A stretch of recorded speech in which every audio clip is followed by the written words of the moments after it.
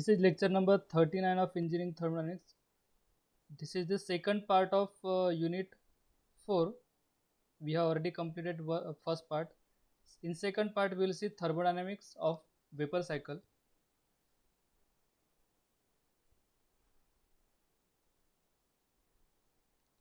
Now let us understand a simple steam power plant.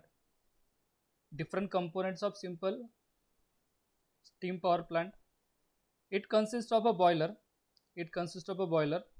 In a boiler, water is converted into steam and steam is then supplied to the turbine. Steam is supplied to the turbine. When the steam strikes on the turbine blade, turbine rotates and the turbine shaft is connected with the electric motor generator. Turbine shaft is connected with the electric generator and generator produces the alternate current. The steam which strikes on the turbine blade after passing through a turbine, it enters in a condenser where the steam get condensed and condensed steam is pumped with the help of pump in the boiler again. This cycle of water continues throughout in the power plant. The same water convert into steam and the steam again condensed, and that condensed water is again supplied to the boiler for producing the steam.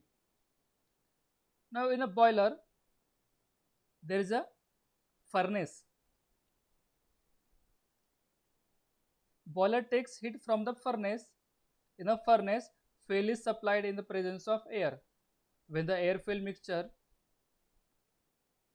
when the fuel is burned in presence of air, it produces the hot gases, and hot gases heats the water. Hot gases heats the water. Now, after heating the water, hot gases is escaped through the boiler, escape from the boiler through chimney in the atmosphere. Therefore, chimney is required to escape the hot gases. Hot gases in the boiler is called as a flue gases or burn gases. Flue gases escaped in the atmosphere through chimney. Then in a condenser, cooling water is required. Then in a condenser, cooling water is required to condense the steam which is coming from the turbine. Therefore, cooling water from cooling tower is supplied. Cooling water from cooling tower is supplied with the help of pump. This pump pumps the cold water in the condenser, where in a condenser this cold water is used to condense the steam which is coming from the turbine, and the steam which is coming from the turbine get condensed, and that condensed water is supplied to the boiler again. Now cooling tower. In a cooling tower, a water is stored to cool the steam in a condenser. This water is returned again in the cooling tower after the work of cooling takes place in the condenser. This is the complete structure of simple steam power plant or simple thermal power plant. First part is a boiler, second turbine, third condenser, and fourth is a pump. This constitute a Rankine cycle. The thermal power plant works on the basis of Rankine cycle. Let's have a look on the component of Rankine cycle. First part is a boiler. First part is a boiler where water is converted into steam. Then steam is supplied to the turbine. Turbine is the second part in the thermal power plant or steam power plant, we can say.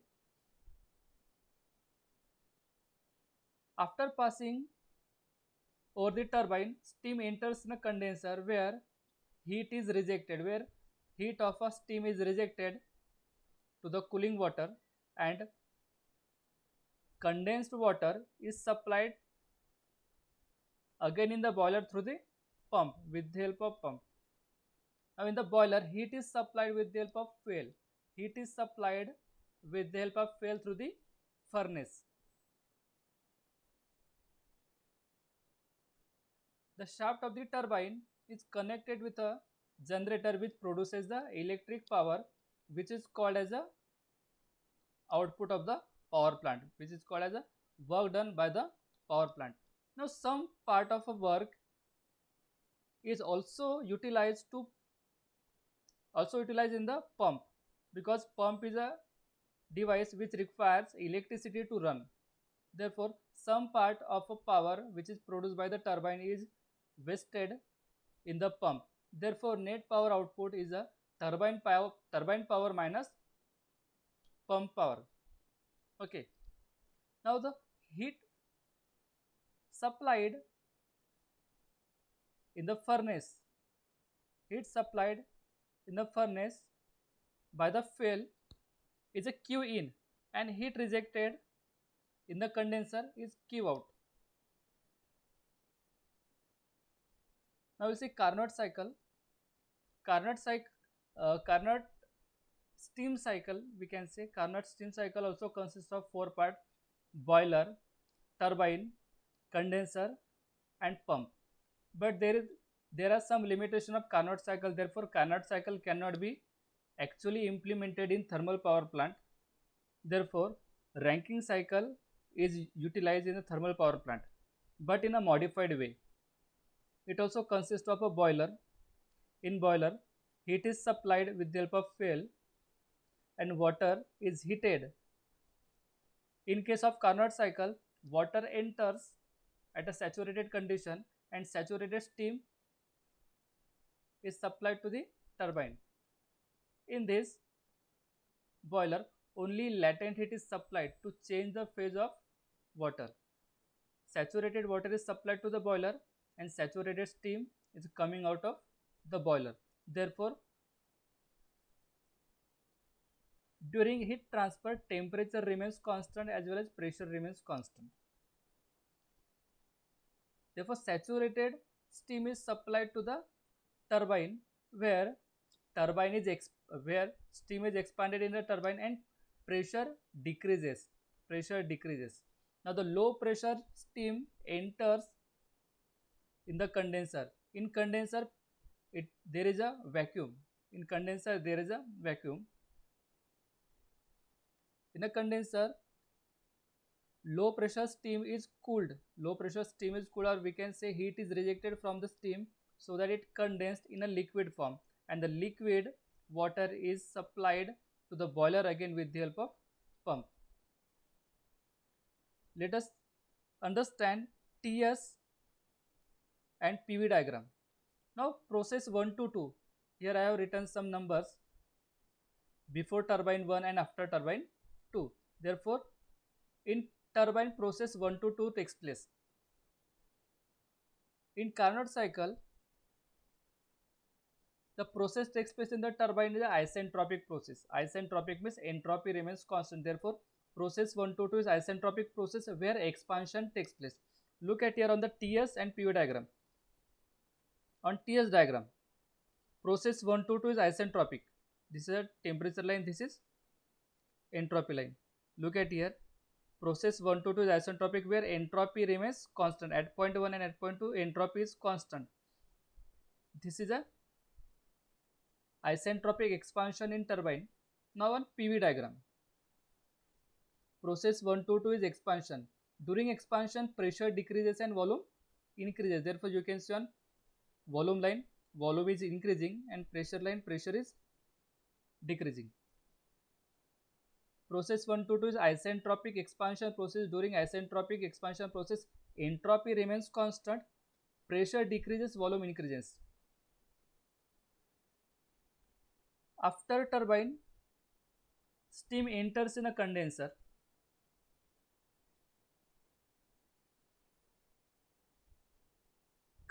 Process 2 to 3 is a condensation process. It is a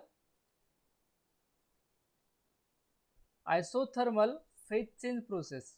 Here isothermal phase change process where saturated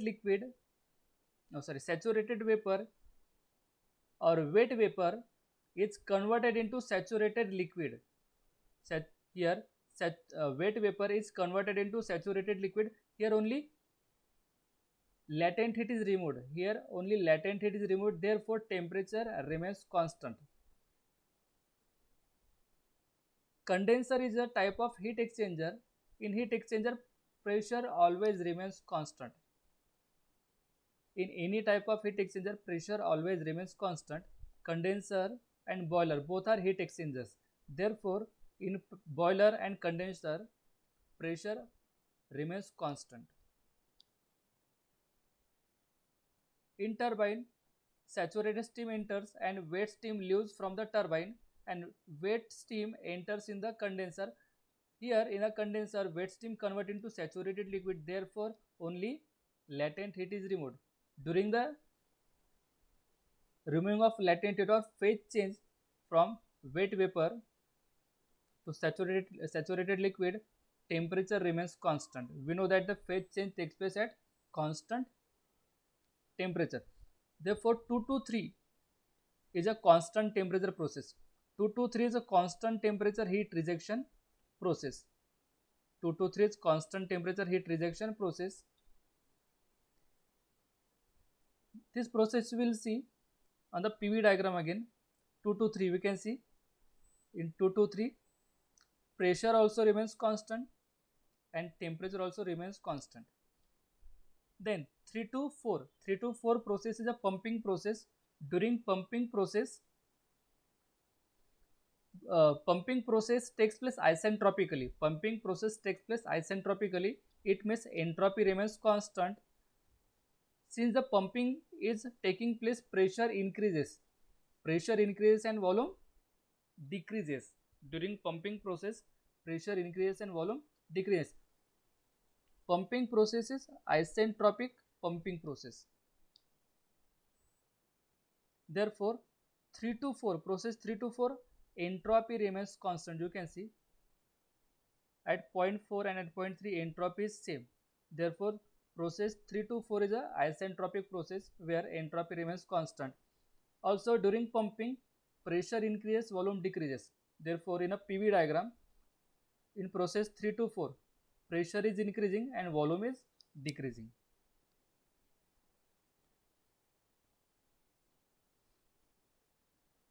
Figure shows the Carnot cycle on TS and PV diagram. We have already explained. Let us understand once again. Process 1 to 2 is isentropic expansion in a turbine. During isentropic expansion, entropy remains constant. 2 to 3, constant temperature and constant pressure condensation process in a condenser. 3 to 4, isentropic pumping in a pump where entropy remains constant. And 4 to 1 process is a heat addition at constant temperature and constant pressure in a boiler. In a boiler, saturated water is converted into saturated or wet vapor. We consider it saturated vapor. Look at the PV diagram. Process 1 to 2 is an expansion process in a turbine where pressure decreases, volume increases. 2 to 3 is condensation process where condensation takes place at constant temperature and constant pressure where volume decreases. 3 to 4 is a pumping process where pressure increases and volume decreases, and 4 to 1 is a heat addition process in a boiler where pressure and temperature remains constant. Figure shows Carnot cycle on TS and PV diagram. It consists of two constant pressure process. Means in boiler, boiling is a constant pressure or boiling process is a constant temperature, means heat addition is a constant temperature and heat rejection is a constant temperature, that is 4 to 1 and 2 to 3. And two frictionless adiabatic process. Two frictionless adiabatic means isentropic process. Frictionless adiabatic is a reversible adiabatic and reversible adiabatic is isentropic process. Process 1 to 2 in a turbine, process 1 to 2, the process takes place in turbine is isentropic, and process 3 to 4, process takes place in the pump is also isentropic. These operations are discussed below. Process 4 to 1. 4 to 1 means the boiling, where the process across the boiler where water converted into steam. 1 kg of boiling water at temperature T1 is heated to form wet steam of a dryness fraction consider x1. Thus heat is absorbed at constant temperature T1 and the pressure P1 during the operation. Means in the boiler, saturated water is heated to wet steam and wet steam has a dryness fraction x1. Since only latent heat is absorbed, therefore temperature T1 remains constant and pressure P1 remains constant. Now second process 1 to 2. 1 to 2 takes place across the turbine. During this operation, the steam is expanded isentropically, means entropy remains constant, to temperature T2 and pressure P2.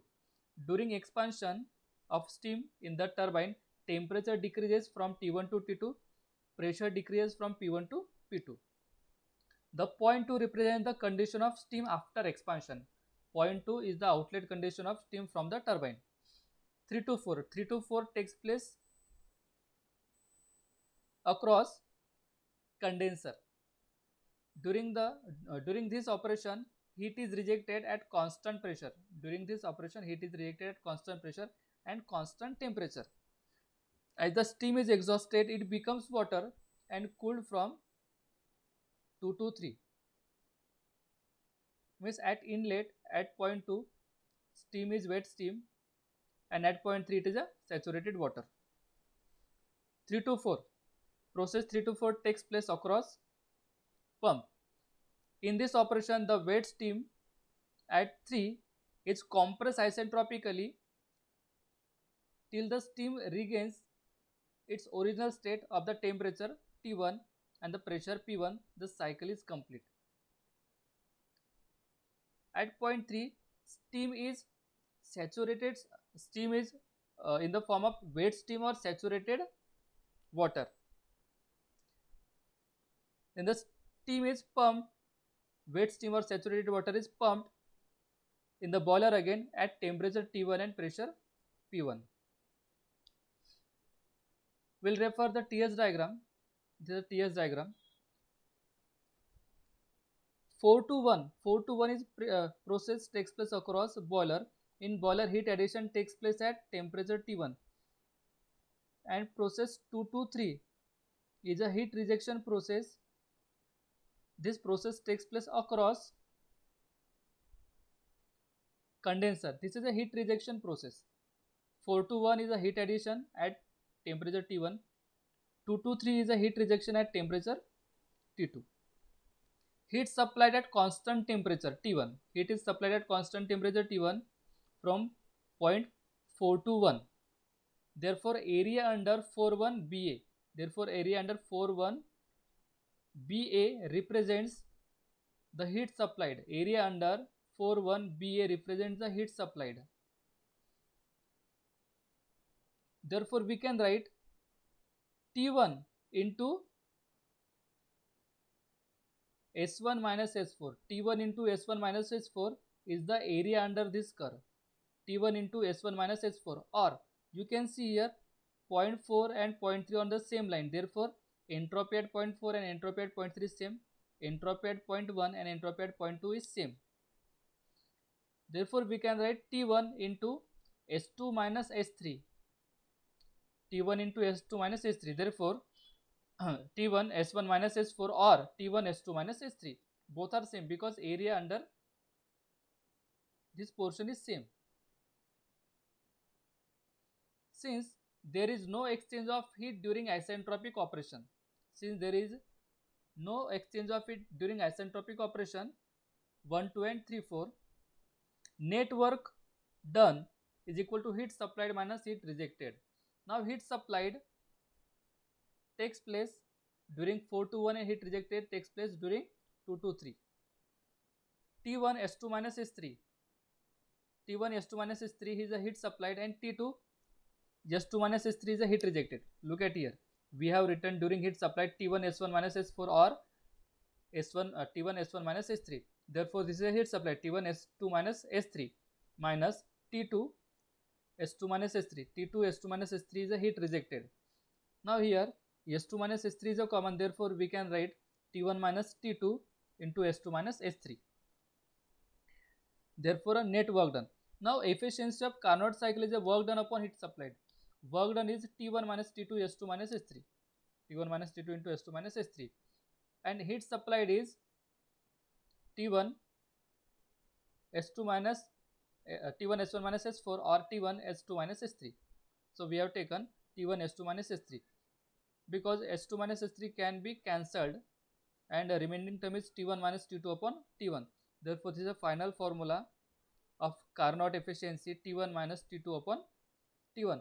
Now T1 is the temperature at a boiler and T2 is the temperature at condenser upon T1 is the temperature of boiler. Therefore highest temperature minus lowest temperature upon highest temperature is the efficiency of Carnot cycle. Now the limitation of Carnot cycle are, though Carnot cycle is simple thermodynamically and has the highest thermal efficiency for given value of T1 and T2, yet it is extremely difficult to operate in practice because of the following reason. It is difficult to compress the wet vapor isentropically to saturated state at as required by the process 3 to 4. Means it is very difficult for a pump to compress wet vapor because it contains water particle. Compressing the gas is easy, but compressing the water particle is very difficult because water is incompressible. It is difficult to control the quality of condensate coming out of the condenser so that the state 3 is exactly obtained. State 3 means the water which is coming or the steam which is coming out of the condenser is a wet steam or saturated water. We can't predict. It is difficult, very difficult to control the condition of steam which is coming out of the condenser.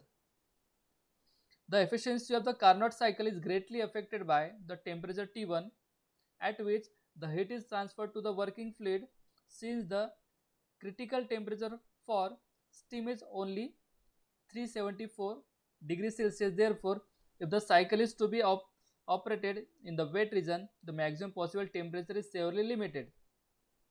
This is the maximum possible temperature of the steam, and this temperature will be is a limited in case of Carnot cycle.